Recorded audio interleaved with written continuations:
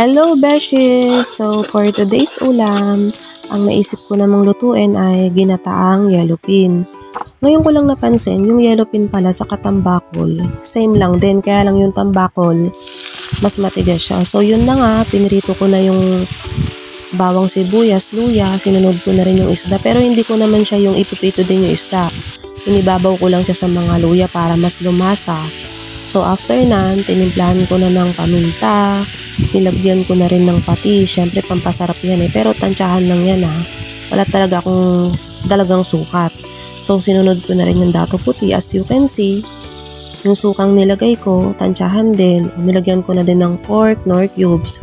After nyan, pinakulo ko, nilagay ko na din yung siling green. Kasi mas masarap siya pag marami, no? So, pag kayo magluluto nito, dahan-dahan lang yung halo. After nyan, kung sa tingin nyo, humalo na yung mga paminta, ilagay nyo na yung 2 pirasong pack na gata. Depende naman sa inyo kung mas gusto nyo yung pure na gata. Pero ako kasi mas prepared ko na yung ganyan, hindi matrabaho, bibilin mo na lang sa tindahan, di ba? So, yun lang naman. After nyan, hintayin mong kumulot. After nyan maluto, kumain na kami agad. Yan lang yung natira guys, 2 pirasong buntot. Kasing after na maluto nyan, kumain na talaga kami. Sobrang sarap, hindi na ako napag-video. Bye-bye.